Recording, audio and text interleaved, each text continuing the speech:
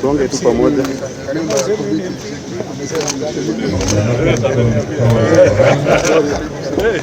How are you? How are you? Welcome. Kwa hivyo, if you want me to be strong in this government, and you want your other brothers and sisters who are in this government to be strong, and you want Wetangula to be strong, then you must help us. You cannot continue strengthening your neighbor at the expense of your own.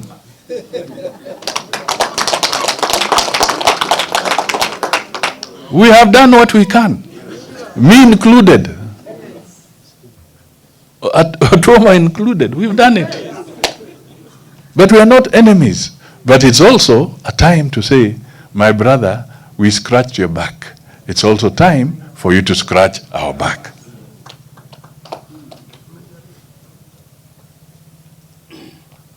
This is where we go.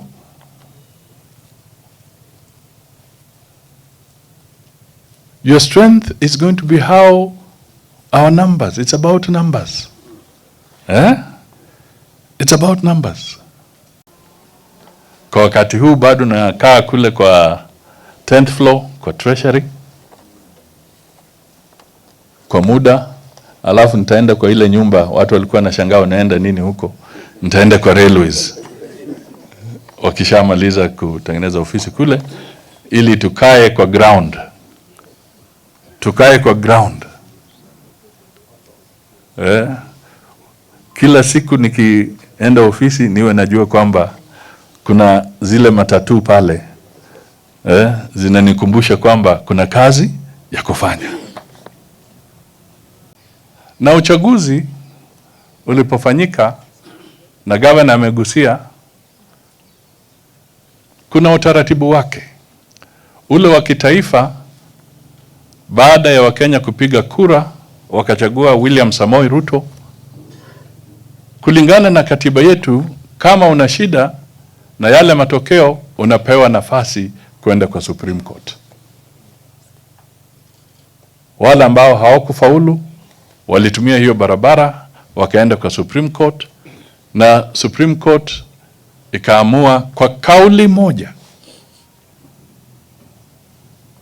hapana split decision, kwa kauli moja wakaamua kwamba uchaguzi ambao Wakenya wamekamilisha umepigwa na umetekelezwa kulingana na sheria, na yale matokeo ni matokeo ya halali, na yule ambaye yuko mamlakani kwa miaka 5 ijayo ni William Samoei Ruto.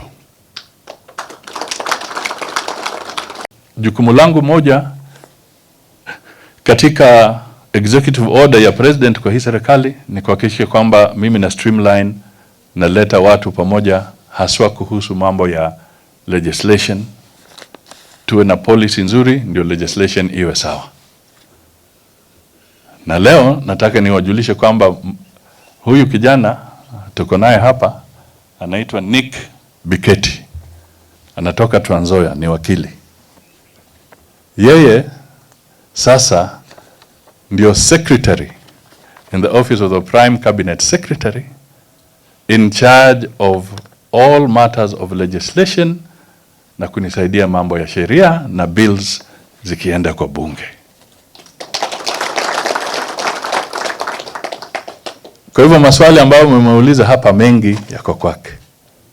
Ukitoka kwa yule principal secretary unaingia kwa secretary. He's a very senior gentleman, as young as he looks and as young as he is. Na mimi nikimwibia siri my friend, wale jamaa walingantuka na mali ya Kenya.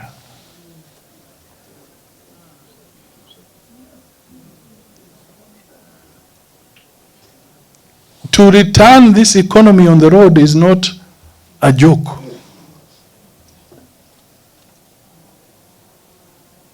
Afasiani befue. I don't know what to tell you. But mimi nishawahi kuwa waziri wa fedha wakati mwingine. And I can tell you we are not sitting well.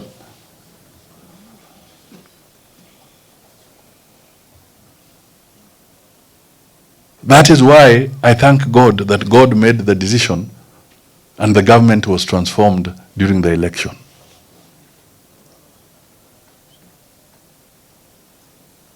So that we can quickly start taking things back to where they ought to be. We have a big challenge. We have a big challenge.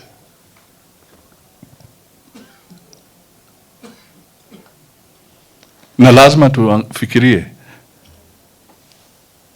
Utoma amesema they have to make painful decisions. Even us at the national level, we will also have to make some painful decisions so that the economy can start getting back on the road and we start building the roads we want to build. And we have a challenge to balance between taxation and using other methods to raise the money. Sasa tujiulize, tunataka tuende wapi? Hii siasa yetu ambayo tumetembea, tumegawanyika, tunataka tuende nayo wapi? Uchaguzi umekwisha. Sasa ni lazima tutafute ajira kwa watoto wetu. Biashara zianze kufufuliwa. Ukulima unawiri. Watu waweke pesa mfukoni. Tuangalie mambo ya afya. Tuangalie mambo ya usalama.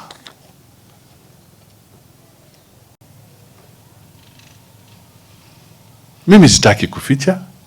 Ukitembea sasa uende katika zones za Mount Kenya, lami ambazo ziko kule, mabarabara ambazo zimetengenezwa, projects mbalimbali, they used their numbers effectively in parliament to make more resources allocated to their projects. While that was happening, sisi tulikuwa tunasema mimi ni Maragoli,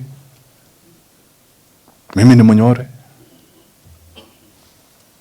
mimi ni Muhayo, mimi ni Musamia. My friend, in parliament, the vote allocation haijui kabila yako. It is our unity of purpose as a region. Can we today, under the umbrella of the elders of Masinde Muliro, learn to say that we shall now walk as a region, but not as our individual communities or homesteads, vile tumekuwa tukitembea. Hapa ndio tutapata mabadiliko kwa resource allocation. Kwa hivyo mimi natoka tu ni wasihi kwamba tuangalie kwa wazee wetu. Hivi karibuni commission mpya ikija, tukumbuke pia kuna agenda ya ile boundaries review. Nyinyi kama wazee, viongozi wetu, mtusaidie so that the process is peaceful, is consultative, inatupatia haki yetu bila kutugawanya. Tunaelewana kabisa? Muzungumuze, mshawishi wanasiasa, mshawishi watu, be rational. Be rational. Kama ukiona zoni yako haistahili, labda haiwezi fika ya adjustment, wacha kuharibia ndugu yako hapo. Ukisema kwa sababu mimi sipati, basi na yule asipate. Wachana na hiyo. Lazima tujadiliane, tuone how do we make it, because a better person in Funyula, a better person in Budalangi who can feed his family is an asset to the Western region and an asset to Kenya. Kuna mambo matatu, na hiyo ndio lazima iwe agenda yetu. The first agenda ni growth. Agenda number 1, growth. What you are doing, the activity you are engaging in, ile kazi ambayo unasema unafanya, inachangia growth kwa jamii yako, inachangia growth kwa kaunti yako, inachangia growth kwa taifa lako. Agenda number 2 ni equity. Na hapo ndio philosophy ya Hustler Fund. Je, tunataka watu wote wainuke ama tunataka wachache wainuke kupindukia na wengine wote wazame? Do we want equity? Yale ambayo tunafanya, sheria ambayo tunaunda kwa county assembly, kwa bunge ya kitaifa na kila pahali, are we looking at equity for the nation? Na agenda ya 3 ni sustainability, stability. Je, hiyo growth na hiyo equity inaweza kutuweka idumishe sisi wote tuwe stable, na is it sustainable kwa taifa letu? Kwa hivyo tukiunda sheria, tuweke haya mambo matatu kwa fikira zetu.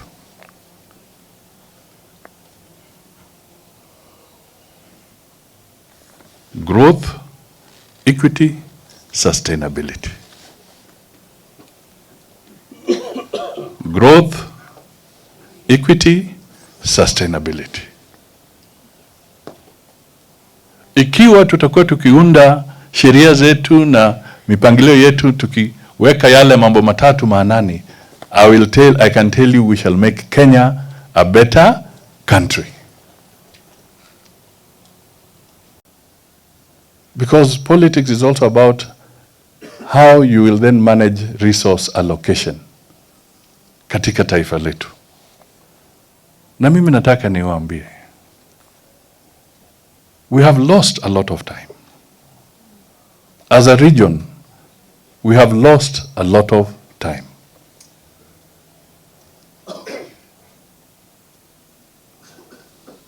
Nikikubeba leo and we fly with you and you fly over Western, kwa sababu tulikuwa tunafanya campaign and you could overfly certain regions. I'm telling you, the poverty in Western region is visible from the air. Unaanza kuona mabati zimechakaa. And I can tell you, ukipata hiyo nafasi, overlook Western and then fly into Nyanza, fly into Rift Valley and look at the roofs and you will see the difference. Umaskini umeongezeka katika eneo yetu ya magharibi, na hata hiyo ukienda kwa Statistics Bureau ya kitaifa, they will show you that the poverty index inaonyesha kwamba umaskini umeongezeka katika miongoni mwetu.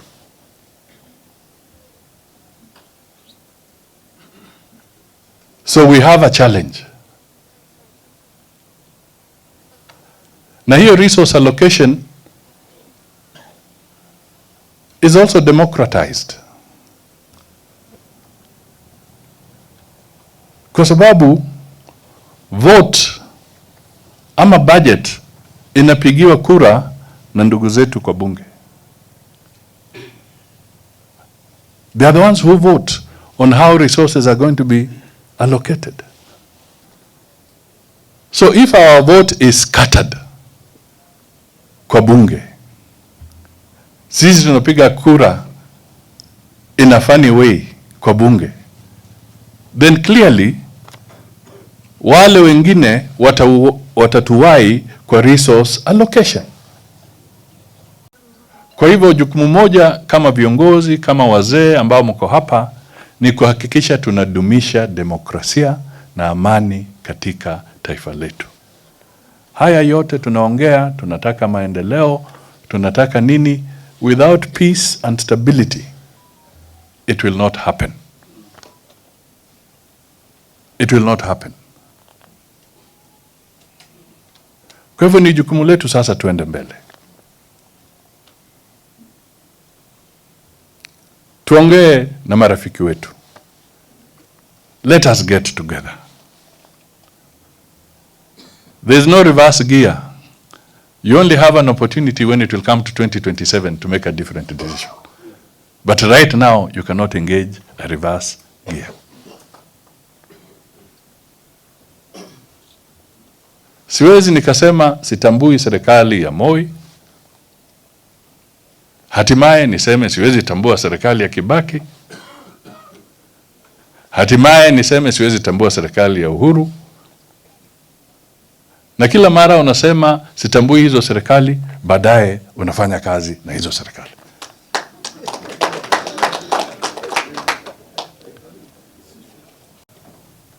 Busia here has got a lot of minerals, I'm telling you. Part of the surveys that are coming out from government. Na ni vizuri hata tuende tuzungumze na Mvurya, mheshimiwa wajumbe wetu, governor. There's a lot of resource here. Tukimaliza hii, we'll talk about it. The minerals that are in Busia is amazing. The potential in agriculture. And we can only do it if we create an environment that will attract the investors and make us move forward.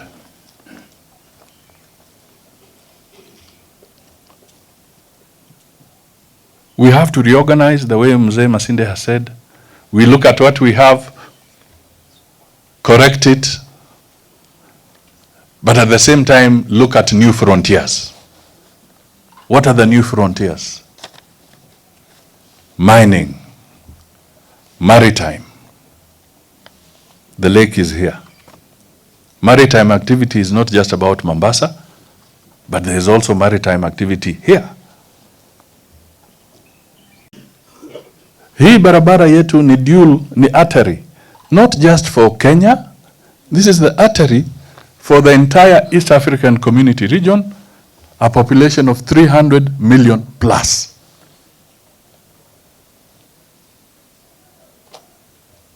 It is the artery. Jukumu letu ni lazima tutafute mbinu, tuje pamoja, tuseme what can we lobby for and push so that this road can have a dual carriageway, tuwe na hakika kwamba we shall move forward. We want to be able to know that a trailer ikipita hapa, it will only take 10 minutes or less and the trailer has been cleared and the economy is moving.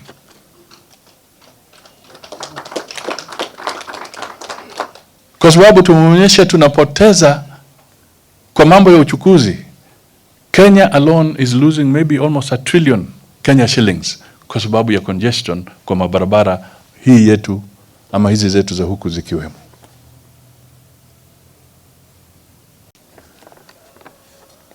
Pia mumeambiwa kuna PSs wetu, governor ametaja kama Susan Mangeni. Kuna PSs Muhati wa economic planning. Kuna PS wa foreign affairs Ngoi kutoka Trans Nzoia. kuna PS wetu kutoka Mount Elgon yuko, kuna Mhwana Juma, kuna Kisiangani,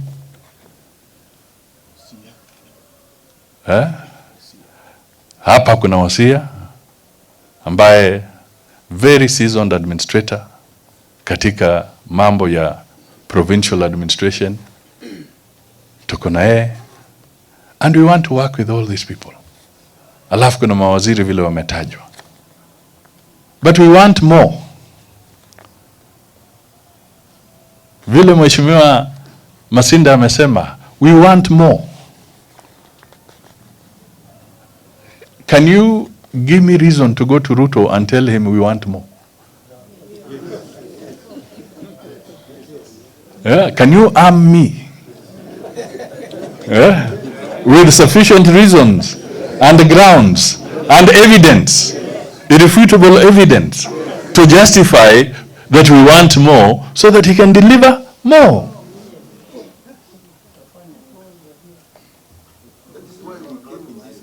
That is why you came.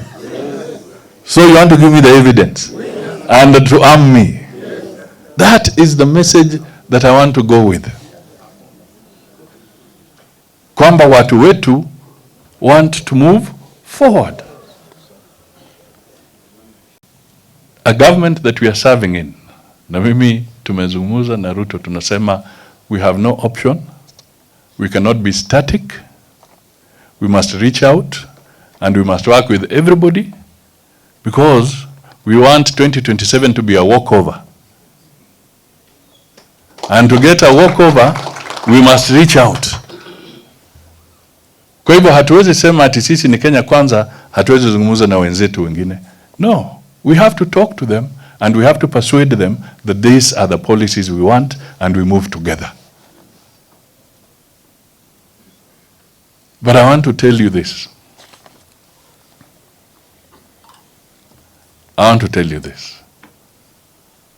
My brothers, my elders, I want to tell you this. Don't be cheated. Ruto will not be a person to defeat in 2027.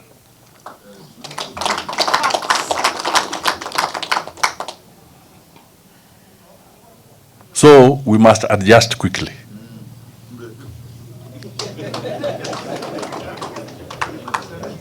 Yeah, I want to be honest with you.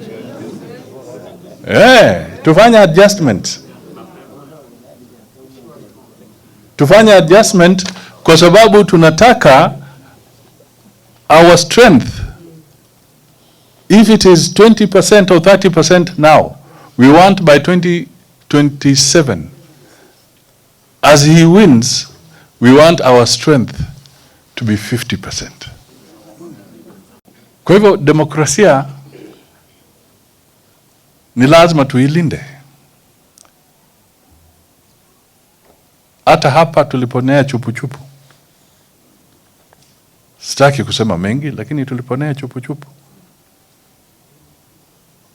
Na nyinyi watu wa magharibi, ni vizuri mtambue kwamba yule mwenyekiti wa uchaguzi ambaye amestaafu, mzaliwa wa eneo hii, hata anastahili kupata Nobel Peace Prize. Kwa sababu kama hangesimama imara na kutii sheria, labda Kenya ingekuwa kwa hali mbaya. Kwa hivyo jukumu moja kama viongozi, kama wazee ambao mko hapa, ni kuhakikisha tunadumisha demokrasia na amani katika taifa letu. Haya yote tunaongea, tunataka maendeleo, tunataka nini? Without peace and stability, it will not happen.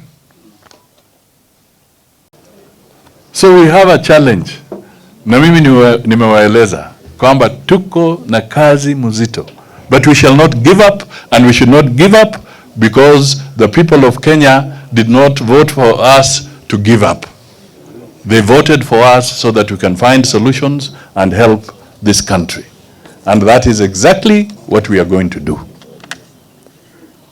Through legislation, we will also look at some of the suggestions around the stipend, the issue of NHIF na kadhalika.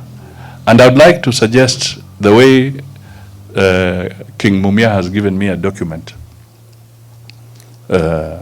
which we look at to honor what can be translated into legislation, and if it is existing in a different legislation, how do we make sure that we can mainstream that piece of legislation? So I'd like to encourage you pia mukiwa na suggestions, because it is now a constitutional requirement that we must always have public participation, stakeholder engagement wakati tunaunda sheria. Kwa hivyo mkiwa na mawazo, we want to hear you.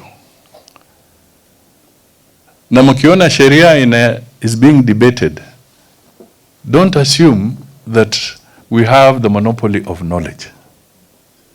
Hata na nyinyi mtusaidie, kwa sababu labda yule anaunda sheria katika kona moja may not know how serious or how damaging hiyo sheria itakuwa kwa region yetu ikipitishwa.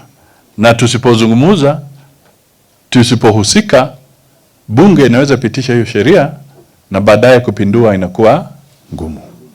Our chief minister here amewekwa in charge of certain portfolios in the current government.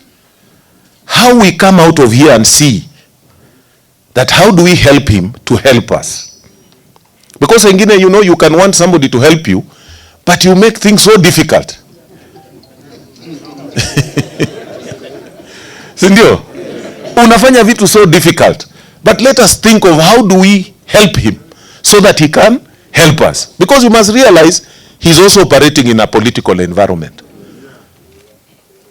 So unless we are able also to consolidate and say, this is what we want, please can you coordinate us, can you make us do this, then you utaona heshima ikiwa, output pia ikiwa. So let us not just use politics for the sake of politics. We must also realize that politics affects the economic well-being of our people. And those two things must be intertwined. Today, huyu kijana wetu akiwa kwa hiyo kiti ya coordinate hiyo mambo ya serikali, me I want to assure you, sisi, you are my elder brother. Tumekuwa pamoja and you know me. Si unajuanga maneno yangu. Mimi sikuwangi na maneno ya kuficha, nikikuambia tu ni hii. So even this one, we are going to support you to come up with the ways that we can solve our problems and participate fully for the economic revival of this region. Huwa tunaambiwa mara kwa mara, usipojifahamu huwezi kujua unatoka wapi na unaenda wapi. We must take stock, both ile ilikuwa ya siasa, we must take economic stock, and we must look forward that how do we behave, how do we move forward. Kwa sababu siasa, you don't do politics for the sake of politics. Politics unaakilisha watu. You carry aspirations of people. Those who voted for you and those who didn't vote for you, mkishamaliza, that is the way democracy works. So lazima tuone tutaenda namna gani. Si iko namna hiyo? That is how democracy works. Huwezi kusema ati sasa maybe huyu hakupiga namna hii, sasa hii haiwezekani. That is not the way our political system in democracy works. Uwe inasema tukimaliza, serikali inaundwa, serikali ikiundwa ni serikali ya wananchi. That's why in our constitution we say that the people are sovereign. It starts by saying the people are sovereign. So you cannot be a custodian of the constitution na wewe hauzingatii hiyo kifungu cha kwanza cha katiba, kwamba wananchi ndio sovereign, ndio wanaform serikali. Before election, tulikuwako na economic forum engagement na the current administration ambao waliweza kuchukua serikali. Na niliona all these leaders walikuwa pale wakazungumuza. Let us not throw away that document. Let that document be also on the basis of engagement. Ya kusema wakati mlitafuta kura, Hii ndio maneno tulizungumuza. That was public participation. Simulizungumuza hiyo maneno? Niliona hata Bunyasi alikuwa huko. Simulikuwa huko? So now that government is in power, those things we spoke about, do we need again to reinvent the wheel? Sini kuangalia kwa hiyo maneno ni gani tunaweza anza nayo. Watu wa Western, wacha niwaambie, tuache kupotea, kujitawanya huku na huku na huku. Huko bunge nawaambia ukweli, bila watu yako tusidanganyana hapa, sisi ndio wana demokrasia. Tulikuwa na kura ya East African Community, wabunge ile bunge ya East Africa. Tukasema sisi Walia tushikane na wenzetu wa Mount Kenya. Lakini Walia tukakuja mahali tukagawanya Mount Kenya, tulipelekwa State House. President akatuambia sisi wote watu wa Kenya kwanza tunapiga hivi kura. Lakini wakirudi sababu ya umoja wao, walidefy president na wakakuja wakafanya vile wanataka. Umenipata vizuri? Lakini sisi Walia tuko number 2 ama Western Region. Lakini hatuna hiyo namba. Hiyo ndio wasiwasi yangu. Sasa huyu anapata pande hii. Nikipatana Odanga na mtuse wewe kwenda huko. Na hiyo ndio kitu iko huko chair. Sababu ukiniona mimi independent niko nafuata Musalia, unaniona mtu mbaya. Mbego kule bando baudi. Tukiongea habari ya unity ya Waluya, mimi huwa na shy kidogo kuongea habari ya unity ya Waluya. Si nimewaambia mko hapa nyinyi. Ni unity gani huwa mnatafuta? Mimi naona unity inapotea kwa politicians. Politicians ndio wanaharibu unity kwa sababu wakati wanajiunga kwa vyama, alafu wanakuja wanatuambia pigia hii chama yangu kura, usipige chama ya huyu kura. Mwishowe we end up being divided. Alafu tena badala ya kusahau ile mambo ya kura, ikijaisha tena waendelea kusema huyu alipita kwa hiyo chama, unajua huyu wachana na yeye, mimi nitawakilisha baadaye nitakuja. Ngojea mpaka wakati ukuje, kwa sababu kuna wakati wa kura na wakati wa development, maendeleo. Saidia yule ambaye amepita kura, maendeleo ipatikane, kuliko wewe tena kuharibu ile anajaribu kufanya kama yule ambaye alichaguliwa na wananchi. Kwa hivyo niwasia wanasiasa, muhakikisha kwamba unity iko. Muache kugombana. Unajua wakati unaona nyinyi mnagombana pale juu, hiyo ndio inafanya sisi kuona kumbe kuna matatizo. Na tunaanza kusema I support this one, I don't support this one. Kwa hivyo unity italetwa kama wanasiasa mnaungana. For revival, fight the revival of the projects that have collapsed, like Mumias Sugar Factory, the 5 cotton ginneries in Busia County, the ailing Nzoia Sugar Company, and repossess Webuye paper mills. Webuye paper mills, you all know, was taken away at throwaway price. And it was not bought, those who bought are not taking the purpose why they bought. Imekuwa store ya kuweka vitu ya magendo. So please fight. You people we have put in power and in authority, politicians and so on, so that we get Webuye paper back. Webuye paper is not just the machine there. Webuye paper, in fact, there is a location called an area called Webuye pan paper. Na hiyo ni forest. Huyu amechukua forest, amenunua forest kwa maana ni mtu ambao hakutaka kufanya mambo ya revive factory. Kwa hivyo tafadhali, inawezekana. Serikali inaweza lipa huyu pesa ambayo walikuwa wamempatia na tupokee hii portion, paper mill. Ni nyinyi mliniambia. Nilimwambia ya kwamba mwaka election ikianza, sisi watu wa Western tumeumia sana kwa hizi miaka ya recent management. Mbeleni tulikuwa na maminister dunia mzima Western Province na assistant ministers karibu kwa each constituency. The last government hata hatukukuwa na moja, walikuwa na kesa na wakafuta. Wengine the speaker now Wetangula alikuwa lead of minority akafutwa na akawa replaced na nani, sitaki kutaja.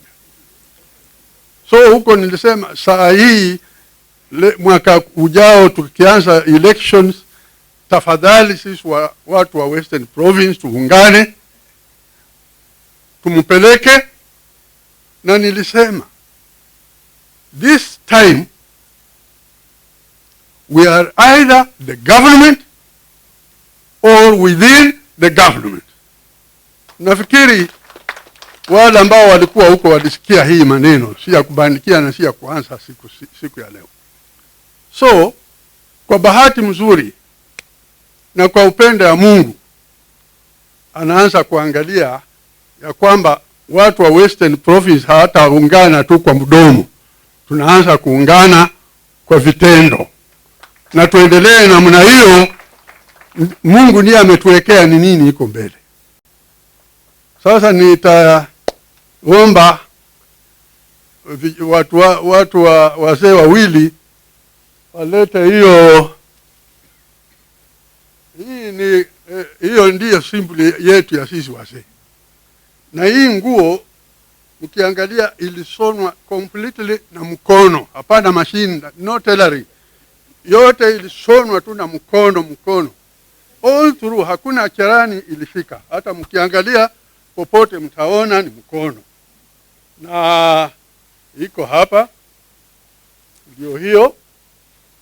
Tunataka kuna wazee ambao walichaguana wenyewe ambao watakuja kufadhisha kijana wetu na kumuingiza kirasmi kwa senior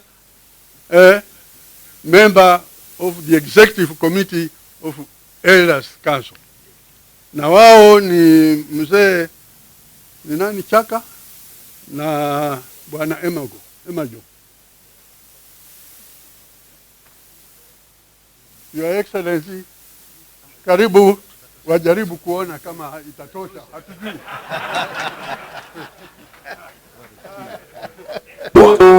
Kutosha tutachukua kama symbolic na tutachukua measurements baadaye. I chose the largest I thought, but wacha tuone.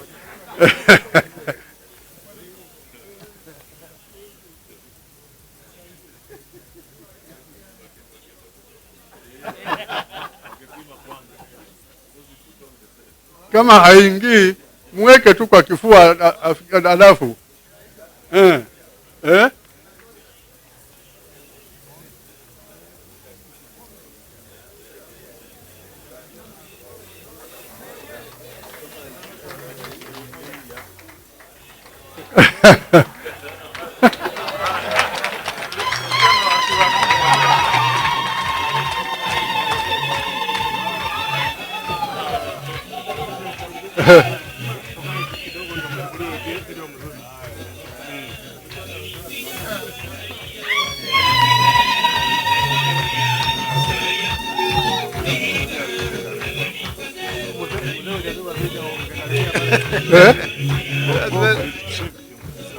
That's very nice.